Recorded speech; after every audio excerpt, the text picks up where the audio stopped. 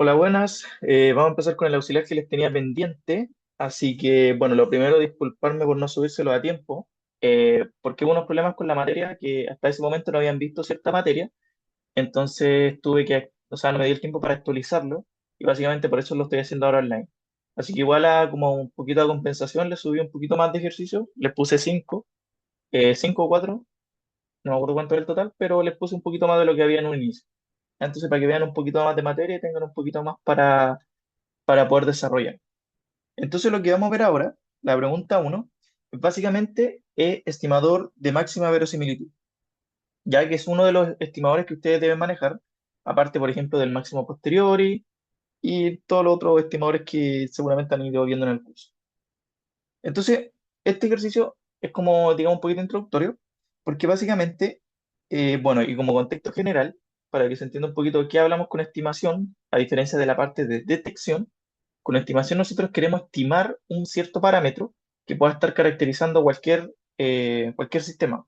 En este caso en particular, por ejemplo, nosotros queremos estimar el parámetro lambda, que podría ser teta o lambda, depende un poquito de la notación, pero básicamente ese es el parámetro que nosotros queremos estimar. Entonces, ¿qué hace como a grandes rasgos el estimador de máxima verosimilitud? Eh, Básicamente, la idea es ocupar los datos, la data que nosotros estamos recibiendo, y en base a eso ajustarnos. Entonces, este estimador igual hay que tener como ese ojo, porque ocupa mucho la data. Entonces, básicamente el estimador de máxima verosimilitud se define así. Le voy a poner lambda o teta, puede ser lo mismo, así que da igual. Pero se define como el argumento máximo de teta del parámetro que queremos estimar, que va a pertenecer a un conjunto de datos, y esto lo estimamos en base a la data, que esto vendría a ser los valores de la variable aleatoria en función de teta, ¿ya? Entonces, eso. Entonces, ¿cuál es la idea un poquito porque se entienda qué hace este estimador de máxima verosimilitud? Básicamente lo que hace es, por ejemplo, en base a la data, no sé, podríamos tener, ya, supongamos que esta es la distribución I, por ejemplo, ya, supongamos que esta distribuye I gaussiana, de esta manera, y supongamos que teta, el parámetro que nosotros queremos estimar, está acá, por ejemplo, pero el parámetro que nosotros medimos podría estar aquí, podría ser I1. Entonces, lo que nosotros hacemos para maximizar, digamos, como en base a la data, básicamente en este caso como visual, es como tomar esta curva y correrla, cosa es decir de que I1 va a ser igual a teta 1. Entonces, básicamente movemos esta curva hasta acá y, y ajustamos este parámetro, ¿cierto? De teta 1 igual a I1. Es decir, que como que lo máximo que podemos tener en base a solo un dato es como ajustar la curva al mismo dato. Ya es como lo esperable, si estamos en un dato. Entonces, la gracia de esto es que podemos tener obviamente muchos más datos y lo que va a hacer este estimador es básicamente mover, digamos, de alguna manera, de caso visual teta, que formalmente es maximizar, a, en función de los datos. ¿Ya? Eso es lo que hace al final el estimador de máxima verosimilitud. Y como digo, lo importante que se entienda es que básicamente ocupa información de los datos. Entonces, esto de acá, básicamente es la probabilidad, que podría ser una función de distribución o podría ser probabilidad de masa, ¿cierto? Lo típico. Y eso. ¿Ya? Entonces lo que vamos a hacer nosotros ahora, vamos a resolver esto que está acá, que es la función de probabilidad, ¿cierto? Y nos dan directamente cómo distribuye, entonces es como un punto a favor, y nos piden encontrar el estimador, y además nos pide ver si es insegado y si es consistente. Ya muy similar a lo que habían ya visto antes. Entonces, lo primero que tenemos que hacer es encontrar esta función L, que les escribí antes. ¿Ya? Entonces, esta función L de distribución básicamente viene dada por los datos, ¿cierto? X1 hasta Xn, dado teta, esto siendo la probabilidad, y como nos dan la probabilidad, esto es básicamente X1, la probabilidad conjunta, ¿cierto? X2, hasta Xn, de la data, X2 hasta Xn, dado el parámetro teta. Pero esto es la probabilidad conjunta. Pero, como nos dice en el enunciado que son I y D, podemos directamente separar las distribuciones. Entonces esto nos va a quedar simplemente como una multiplicación. Entonces como esto nos queda como una multiplicación, esto lo podemos reescribir como la pitatoria, ta n, igual a uno de la probabilidad de xi dado lambda o dado t. Se puede ocupar lambda mejor para seguir la nomenclatura del ejercicio. Dado lambda. Entonces, si volvemos a reescribir esto, o sea, si reemplazamos, esto nos va a quedar de nuevo la pitatoria hasta igual a uno de e a la menor lambda por lambda de xi sobre xi factorial. Ya, solo reemplacé lo que está más arriba. Y la gracia es que si se dan cuenta al final lo que tenemos es, o sea, lo único que, o sea, a lo que voy es que podemos sacar este lambda de acá y lo que nos va a quedar acá arriba va a ser la multiplicación, o sea, la sumatoria, porque se está multiplicando continuamente. Entonces, ¿a qué me refiero con esto? Que esto básicamente nos va a quedar como e a la menos n lambda por lambda y esto nos va a quedar, como les digo, la sumatoria. De igual a uno hasta n de la variable aleatoria. Abajo en verdad no podemos hacer mucho. Igual a uno xy factorial. Entonces, esto que calculamos acá no es más que la función de verosimilitud que queremos optimizar. Función de lambda. ¿Ya? Entonces, ahora tenemos que pillar el lambda que maximice esta función. O sea, básicamente queremos encontrar de nuevo, como lo noté antes, este estimador no va a ser más que el argumento máximo de lambda perteneciente al conjunto de cualquier conjunto al que pertenezca, ¿cierto? De esta función, ¿cierto? Que escribimos recién. ¿Ya? Eso es lo que nosotros queremos hacer. El problema es que podemos directamente, por ejemplo, aplicar la derivada, que de hecho es lo que vamos a hacer, ¿cierto? Porque la derivada, o sea, derivamos igualamos a cero, asumiendo que la segunda derivada evidentemente tiene que ser un máximo, en este caso lo vamos a asumir, pero además de eso, nosotros, al igual que lo hacíamos antes, podemos aplicar, por ejemplo, el logaritmo. Y podemos aplicar el logaritmo porque sabemos que el logaritmo tiene buenas propiedades, como por ejemplo que es creciente. Entonces, el máximo que encontremos ahí, básicamente va a ser el mismo máximo que vamos a pillar en el caso de que estuviese de esta forma que está acá. ¿Ya? Entonces, esa es la gracia. Siempre pueden ocupar logaritmo para hacer esto. Y simplifica mucho. Entonces, en base a lo que explicamos recién, vamos a aplicar el logaritmo de la función de máxima verosimilitud y el logaritmo. Vamos a copiar esto.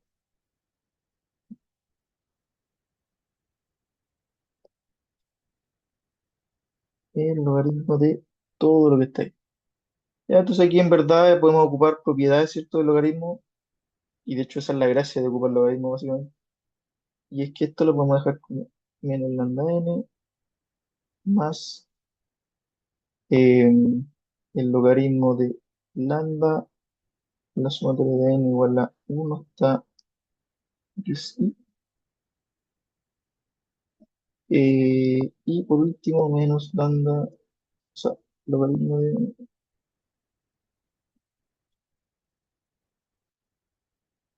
Lo podemos dejar de esa manera.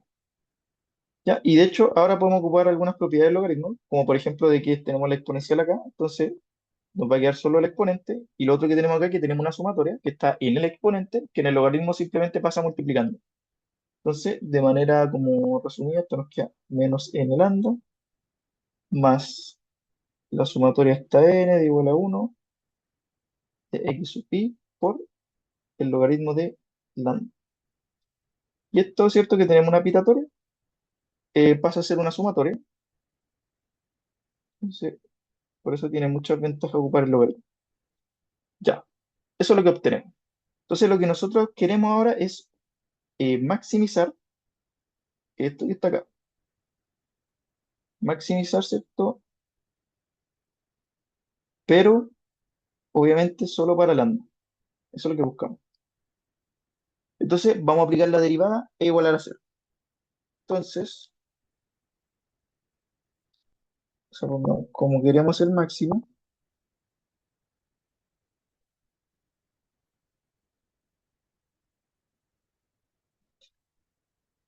tenemos que la derivada de lambda de todo esto que está acá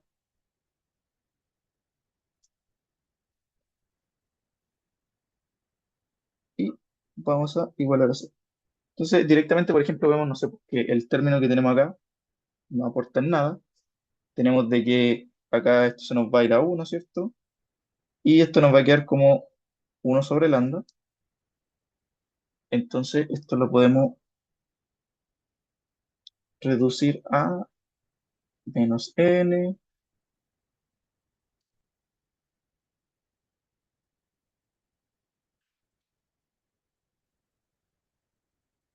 igual a cero.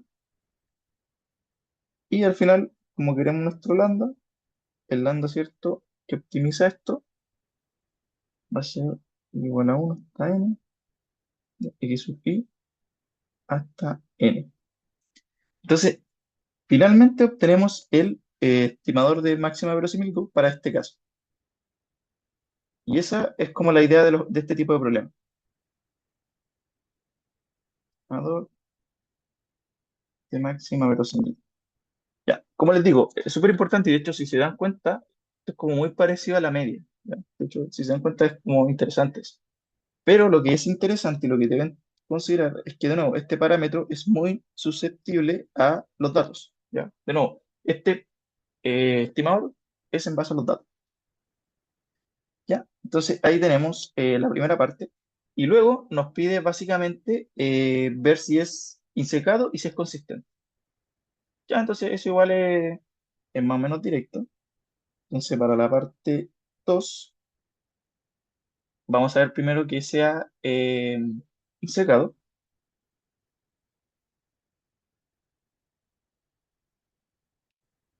Y acuérdense que sea secado implica que, por ejemplo, el estimador, ¿cierto? Que tenemos, la gracia es que la esperanza, o sea, la esperanza, ¿cierto? Sea igual al parámetro. Eso significa secado. O sea, que por lo menos la esperanza de lo que estamos tratando de medir sea igual a lo que queremos medir. ¿Ya? O sea, lo que estimamos sea igual al menos en esperanza, sea igual al parámetro que queremos medir.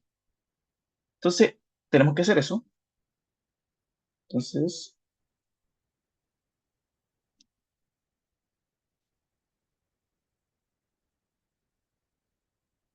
la esperanza de la sumatoria de i igual a uno de n de x sub i sobre n va a ser igual a 1 sobre n, porque podemos sacar las constantes, ¿cierto? De esperanza,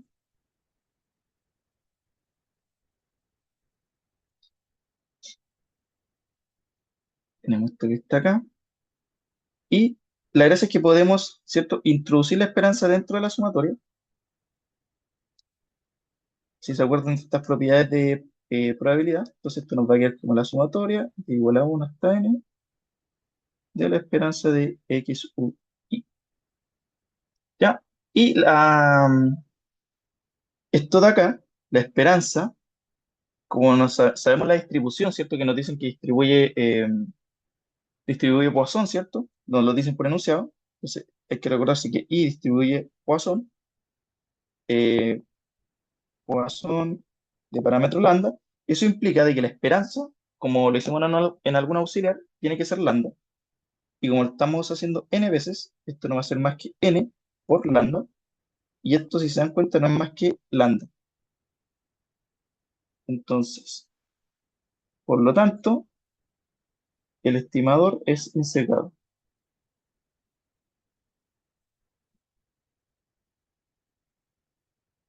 ¿Ya? Entonces, lo otro que hay que verificar es que el estimador sea consistente, es decir, que básicamente la varianza cuando tiende al infinito sea cero. Eh, entonces, digamos, parte B, y tiene sentido, es decir, entre más datos tengo, la varianza de mi dato tiende a disminuir. Entonces, queremos demostrar esto, la varianza, cuando tengo infinitos datos, tiende a cero. Entonces, simplemente reemplazamos el valor, eh, o mejor calculemos primero la varianza. Esto no va a hacer tanta notación. Ya, y esto no es más que la varianza de igual a uno hasta n.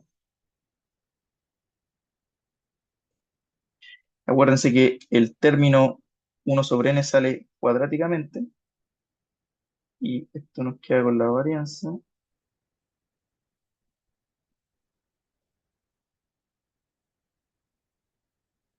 Al igual que antes, podemos introducir la varianza adentro. Entonces esto nos va a quedar igual a esto uno hasta n de la varianza de x sub y. Y finalmente, acuérdense que la varianza es n por lambda. O sea, la varianza en el caso de la Poisson es simplemente lambda de nuevo. Entonces, n veces tenemos el n que sale ahí y esto nos queda lambda sobre n. Entonces, una vez que tenemos eso, pueden ver directamente de que el límite de la varianza del estimador, cuando n tiende al infinito, que no es más que lambda sobre n, tiende a cero. ¿Ya? Entonces, por lo tanto, el estimador es consistente. ¿Ya? Y con eso demuestran, o sea, con eso resuelven todo lo que les piden. ¿Ya? Así que ahora vamos a pasar a la P2. Ya, vamos a ir ahora con la pregunta P2. Entonces, básicamente, sigue un poquito la misma línea para seguir practicando un poquito con tener el estimador de máxima verosimilitud, pero también ahora vamos a meter el estimador de máximo a posteriori, ya que ahí después les voy a explicar un poquito qué significa. Ya, pero es otro tipo de estimador que va muy de la mano con el de máxima verosimilitud, porque básicamente el de a posteriori, digamos que tiene más información que el de máxima verosimilitud. Entonces se ajusta de alguna manera mejor a los datos, pero es un arma un poquito de doble filo. Ya, y voy a explicar un poquito a qué se refiere con eso. Ya, entonces, básicamente nos dan esta distribución, nos dicen que beta tiene un valor igual a uno.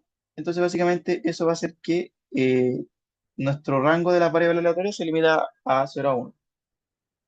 Entonces la primera parte, recuerdos de prueba, nos pide calcular básicamente la esperanza y tenemos que ocupar la distribución de probabilidad en este caso, porque básicamente es un caso continuo.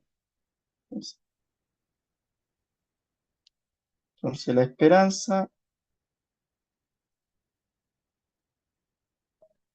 ¿cierto? Viene por la esperanza condicional, o sea, de x dado que teta vale teta,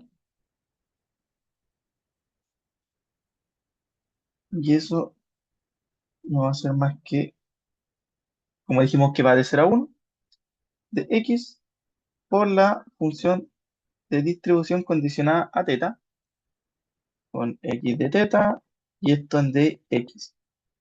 Ya, y si se dan cuenta, esto tiene que ser una función de teta, porque básicamente estamos integrando en x. Ya, eso es como de reconocer.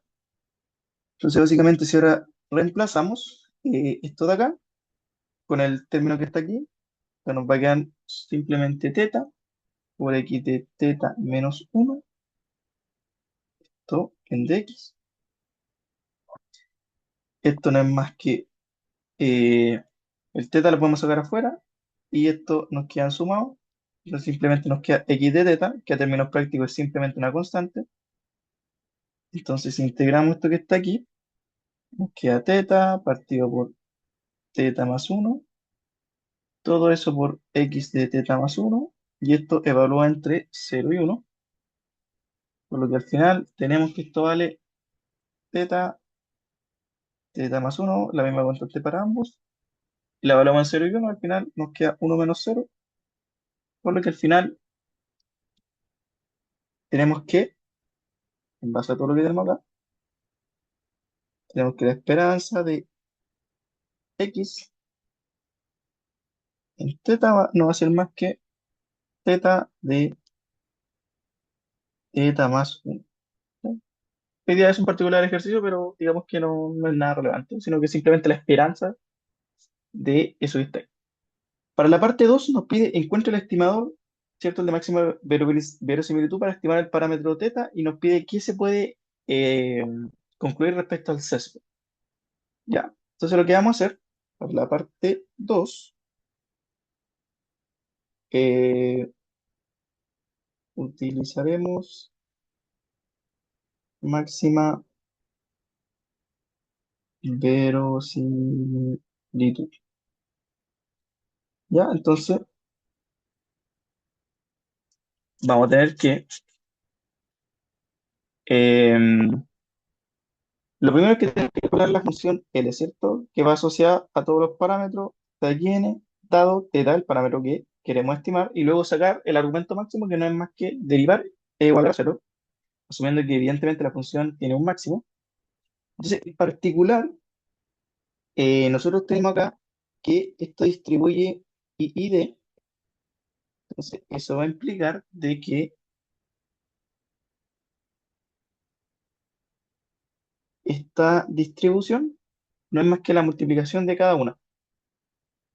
Al igual que en el ejercicio anterior, como era I y D, entonces nos queda eso, y eso ya no adelante que vamos a tener que ocupar logaritmo. Entonces, si reemplazamos esto que está dentro, la función de distribución conjunta, no es más que teta x sub I, teta por teta a la menos 1. Entonces, eso es lo que tenemos. Entonces, ahora lo que vamos a hacer, esto básicamente es así, o podría ser L de los datos, ¿cierto? Son lo mismo. Entonces, lo que vamos a hacer ahora, vamos a aplicar el logaritmo para sacar la de log verosimilitud,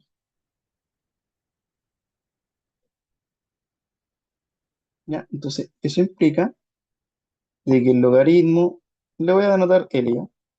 X1, ta, ta, ta, de aquí n, dado el parámetro teta, no es más que el logaritmo del término del módulo,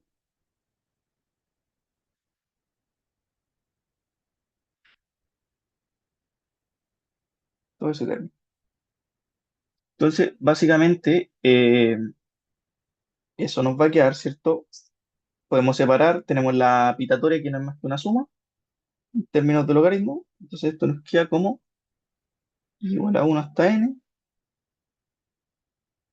del logaritmo de teta más teta menos 1, ¿cierto? Que se pasa, este término acá pasa por propiedad del logaritmo multiplicando, y esto por x a la y, y tenemos ese término de. Lo que podemos hacer ahora, como este parámetro, ¿cierto? No depende, o sea, separamos la sumatoria, y como eso no depende en particular de la sumatoria, simplemente nos queda n por logaritmo de teta más teta a la menos 1 por la sumatoria de i igual a 1 de n de, de x. Y ahí tenemos la función de log verosimilitud, ¿cierto? General. Y ahora, ¿cierto? Como queremos el máximo, o sea, como queremos el estimador, de hecho, el estimador de máxima verosimilitud, entonces de la data, no va a ser más que el argumento máximo de teta perteneciente a ese conjunto de toda esta función de acá, que no es más que derivar en un parámetro e igualar a cero. Entonces eso implica que si aplicamos la derivada,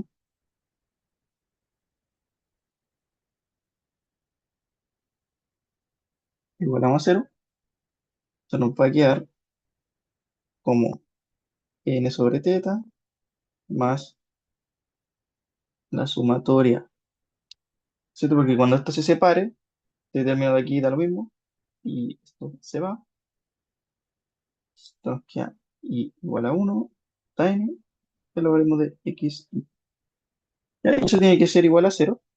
Entonces de acá si despejamos teta, nos da el estimador que andamos buscando, no es más que n,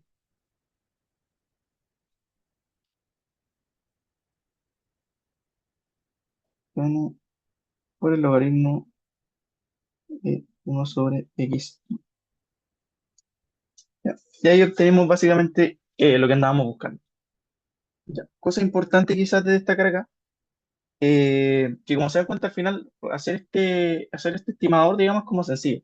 Lo difícil es cuando, por ejemplo, en un problema le ponen harto contexto, entonces como que ahí tienen que, evidentemente, como justificar y todo eso. Eso suele ser lo difícil, pero en sí la matemática no es tan compleja. Y para la parte 2 nos pedí, o sea, en esta misma pregunta nos hablan del sesgo,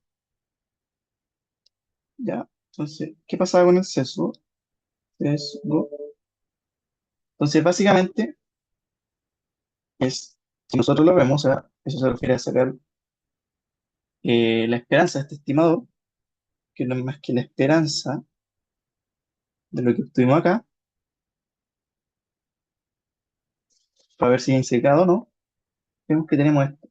Entonces, en verdad, el estimador de máxima verosimilitud no nos dice nada con respecto, en este caso, al sesgo, porque esto no se puede derivar directamente del parámetro que queremos estimar, que en este caso es teta. Entonces, no podemos decir nada con respecto al sesgo. Em,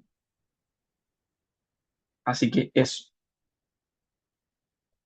O sea, básicamente no podemos concluir nada del sesgo, porque no lo podemos calcular. Y ahora, la siguiente parte nos dice, considerando que a priori tenemos eso, vamos a calcular a posteriori, ¿ya? Entonces, eso es a posteriori. Y entonces, como resumen de lo que es el estimador de posteriori, es básicamente, eh, o sea, utilizamos más data. Aquí tengo el resumen. Entonces, digamos que el map o el máxima a posteriori, básicamente lo que nosotros vamos a hacer es que vamos a calcular, en vez de eh, f de teta dado, o sea, x dado teta, que es lo que hacíamos para obtener, que esto era el L, ¿cierto? Es 1, hasta aquí n dado teta. Lo que vamos a hacer es ocupar data, como sale su nombre, a posteriori, o sea, a priori. ¿Qué quiere decir eso? De que en vez de calcular esto, nosotros básicamente map lo que hace es calcular básicamente la misma idea, o sea, el argumento máximo, pero el argumento máximo de teta dado este conjunto, pero de f de teta dado x. O sea, básicamente al revés. Entonces, puede sonar un poquito confuso. Entonces, lo que se suele hacer es básicamente ocupar valles,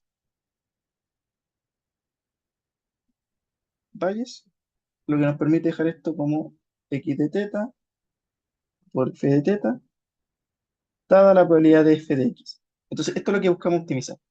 Y si se dan cuenta, lo que tenemos acá es la función de verosimilitud. Es lo mismo que teníamos arriba, ¿cierto? Son idénticas. O sea, con esto me refiero que esto es el idéntico que esto. Entonces, esto ocupa básicamente la data, o sea, hace lo mismo que habíamos hecho antes, pero considera dos cosas. Considera por un lado esto y por otro lado considera esto. Entonces, considera la función de probabilidad, digamos, la densidad de probabilidad de la variable que nosotros queremos estimar. Y eso es súper importante, porque nosotros estamos diciendo, no sé, estamos agotando el rango de teta. Por ejemplo, yo puedo decir teta va entre 0 y 5, por ejemplo, y no entre todo el espectro. Y eso permite básicamente ocupar la información a priori de teta para calcular a posteriori la información. Entonces, es más potente. Eh, pero tenemos el problema que tenemos que calcular f de x. ¿Cuál es la probabilidad de obtener los datos? Los datos cuando están bien, cuando están mal, cuando tengo algo en falla, cuando tengo un montón infinita de situaciones, es difícil de calcular. Pero, vamos a ponerle map. Pero la gracia es que esto de acá, al igual que cuando sean como la parte anterior, ¿cierto? Cuando teníamos que aplicar valles, la gracia es que no nos influye. ¿Y por qué no nos influye? Porque básicamente, una, nosotros usualmente aplicamos logaritmos. Entonces, si aplicamos logaritmos, ¿cierto? Nos queda el logaritmo de esto de acá, que es de verosimilitud, más el logaritmo de esto que lo conocemos a priori, menos el logaritmo de f de x.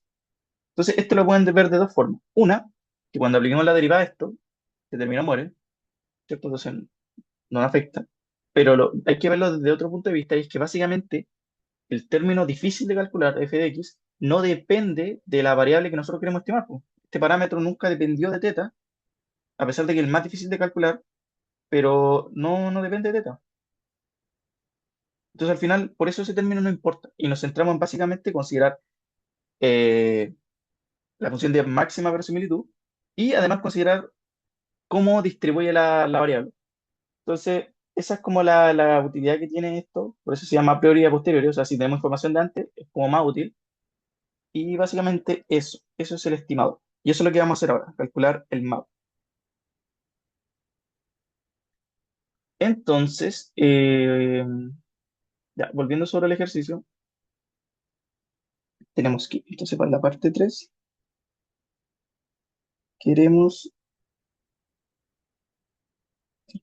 tener el map. Entonces, para obtener ese map, lo que tenemos que hacer básicamente, como lo escribí recién, va a ser, de la data, ¿cierto? El argumento máximo de teta perteneciente a este conjunto, de teta dado x, la de x,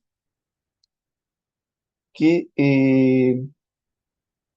¿cierto? Aplicando el teorema de Bayes, no voy a escribir los argumentos máximos, pero se entiende. Dijimos que este va a ser x de teta por x de dado teta por f de teta, y este término, ¿cierto? Que lo vamos a ignorar, ¿ya? Este término podemos directamente eliminarlo. Entonces, eso es lo que nos interesa optimizar. Y nos dice en particular que este teta que tenemos acá distribuye como exponencial, es decir, de que distribuye como exponencial con parámetro lambda. Entonces, eso si no se acuerdan de prueba, básicamente quiere decir de que esto no es más que lambda por e a la menos lambda teta, ¿ya? Nos da la distribución.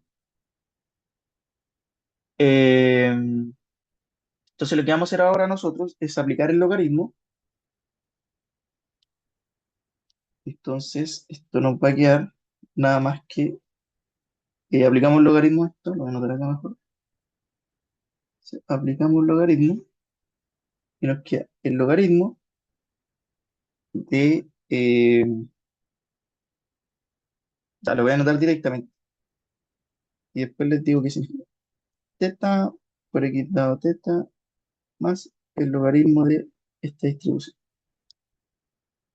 Ya, pero la gracia es que esto que está acá, de nuevo, no es más que el estimador que habíamos calculado antes, ¿ya? Entonces, digamos que a priori lo conocemos, eso voy.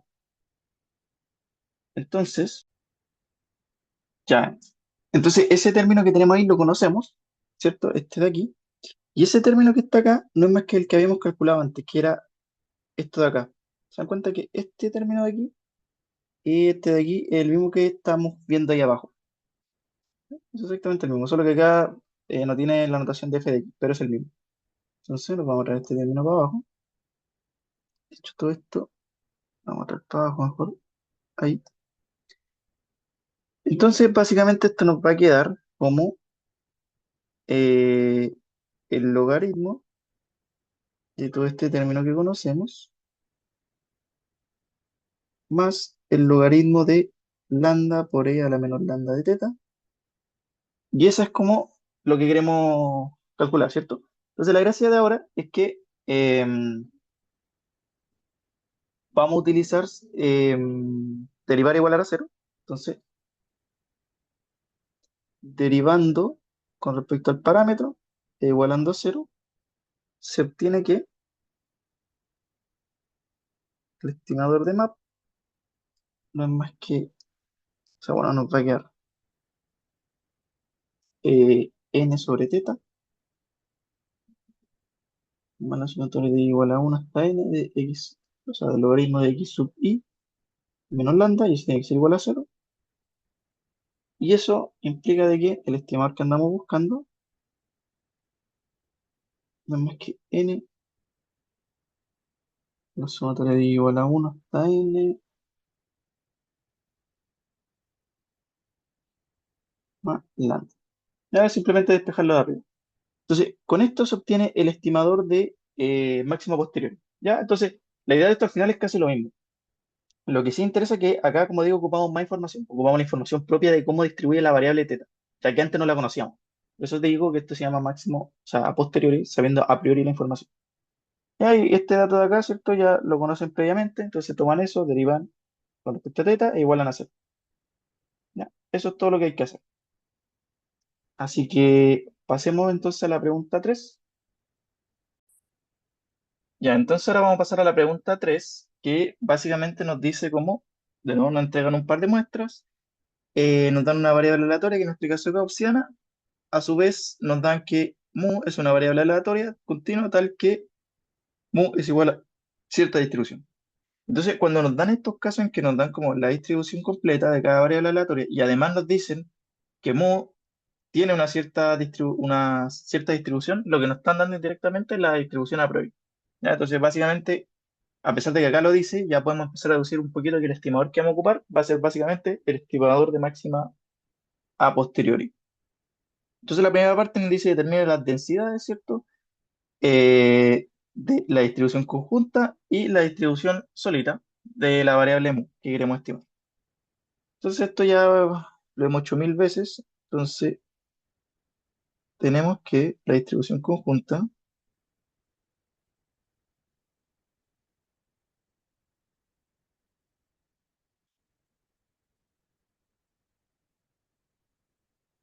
entonces la distribución conjunta será la siguiente.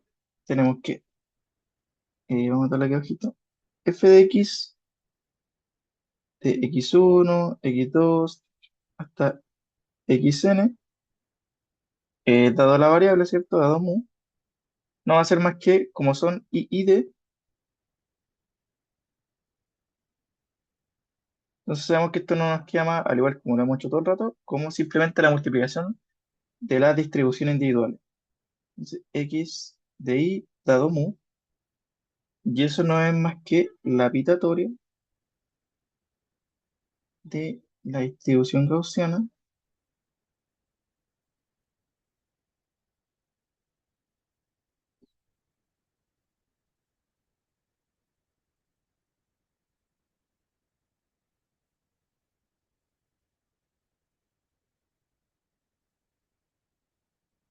Aquí hay que tener un cierto cuidado nomás con lo que estamos haciendo, es que básicamente las variables aleatorias tienen sigma, mientras que la que queremos estimar tiene sigma cero. ¿Ya? Un detallito que hay que tener en cuenta como en el desarrollo que vamos a hacer.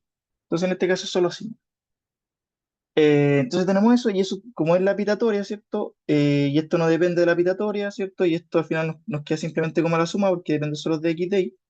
Esto lo podemos expresar de otra forma, tal que, vamos a dejarlo como uno sobre 2 pi sigma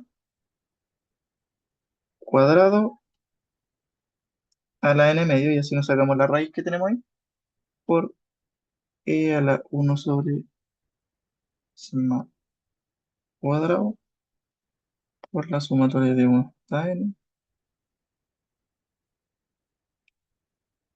Entonces ahí tenemos la distribución conjunta, ¿ya? Que como digo, ya la conocemos, la típica de siempre. Y por otro lado, la densidad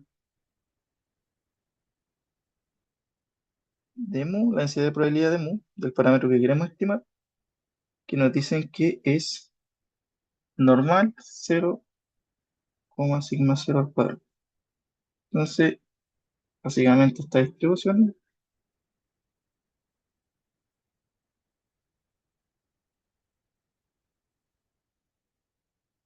ahora tenemos el sigma 0 al cuadrado, o sea, sigma 0, entonces hay que tener ese cuidado, que como tiene media cero nos queda solo eso, y acá abajito nos queda esto. Entonces, ahí tenemos la primera parte. ¿Ya? Y ahora nos piden el estimador de máxima verosimilitud. Entonces, vamos a ocupar directamente el hecho de que eh,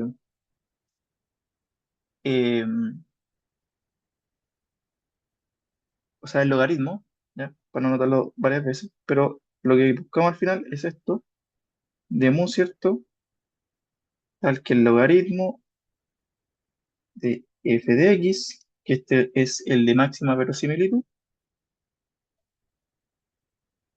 ¿cierto? Este, el de máxima verosimilitud, por f de mu con la información a posteriori, o sea, a priori, perdón. ¿Ya? Entonces lo que hacemos aquí es reemplazamos los valores, entonces esto nos va a quedar la suma del logaritmo de cada logaritmo individual y tenemos que reemplazar este valor y este. Entonces voy a poner como el resultado más o menos directo, ya porque es solo aplicar matemática, igual voy a dejarlo ahí para que se vea. Entonces esto nos va a quedar eh, menos el medio,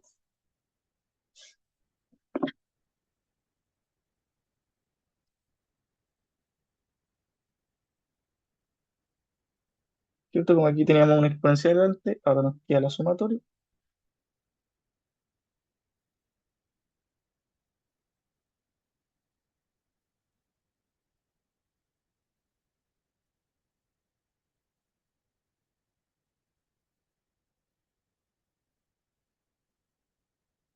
Y estos últimos términos están asociados a f de u, estos dos. Ya, entonces tenemos eso. Entonces, eh, como queremos el máximo, entonces derivamos e igualamos a cero. ¿Ya? Entonces, esto no va a ser, con equivalencia, no va a ser más que la derivada con respecto a mu de todo este término que está acá.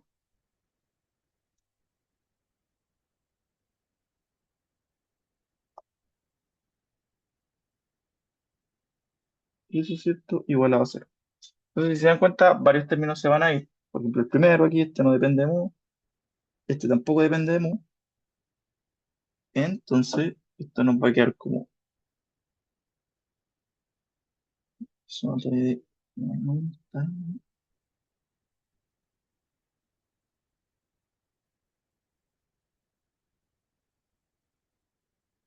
Cuando derivemos el último término, sale ese 2 y se va con este 2 de aquí. Entonces, igual a cero.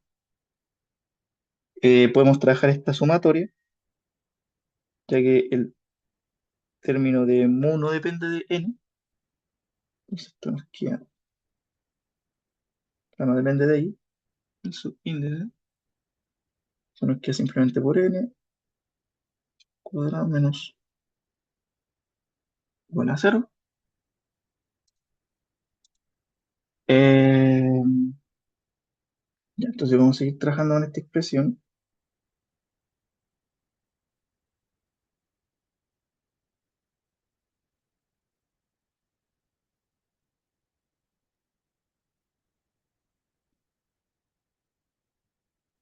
que es eso que está ahí.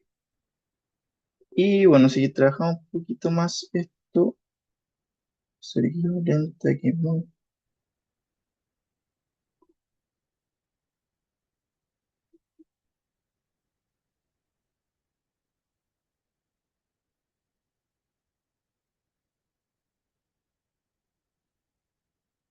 Y finalmente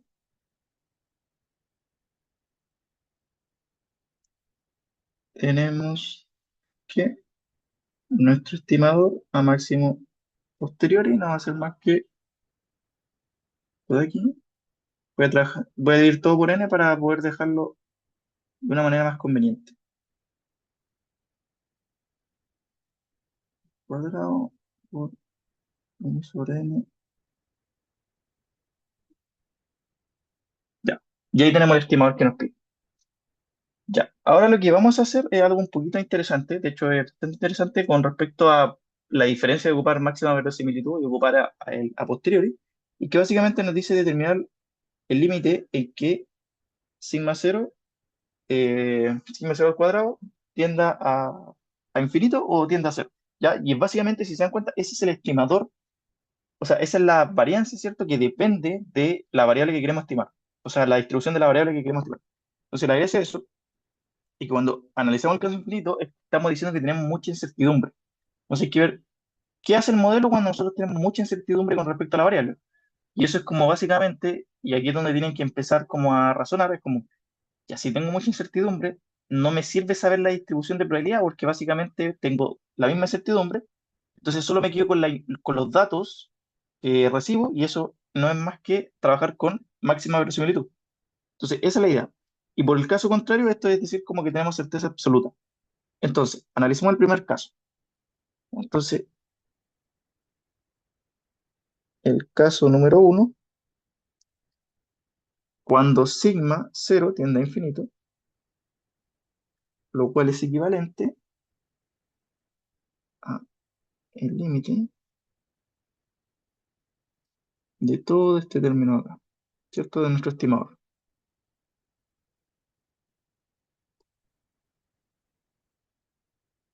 Entonces, bueno, nosotros sacamos el límite, esto nos queda uno sobre n X sub Q. Y esto, si se dan cuenta, no es más que sacar la media, la esperanza, ¿ya? Entonces, ¿qué nos está diciendo esto? Es que ya, si nosotros estamos tratando de estimar y nosotros consideramos que tenemos mucha incerteza sobre el parámetro mu que queremos estimar, ¿cierto? Entonces, básicamente, el estimador de máxima posterior dice ya, no me sirve que les crea a esa distribución porque tengo mucha incerteza, entonces créele a los datos que está recibiendo y más, e incluso como estamos trabajando con Gaussiana, es como créele a la media. Ese va a ser tu estimador, la media de tus datos. Entonces, eso es lo que hace en el caso límite. Y lo que recuperamos acá no es más que el estimador de máxima verosimilitud. Y de hecho, si hubiésemos aplicado máxima verosimilitud sin conocer la distribución de probabilidad, que es lo mismo que decir que tenemos mucha incerteza, hubiésemos llegado a este resultado. Esa es la interpretación, ¿ya? Y digamos que el otro caso, cuando este parámetro sigma tiende a cero, que obviamente es lo equivalente a tomar esto y eso lo tender a cero,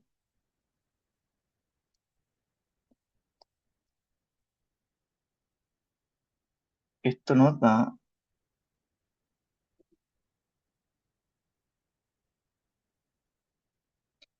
Entonces, lo que decimos aquí es básicamente que tenemos como mucha certeza sobre el valor del estimador con el cual queremos estimar.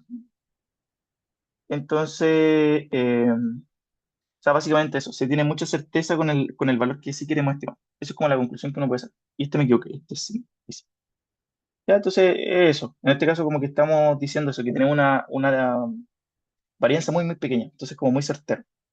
¿No? Y eso depende básicamente de este término de aquí, ya que incorpora esto de acá, que es importante. Y esos son como los casos que se pueden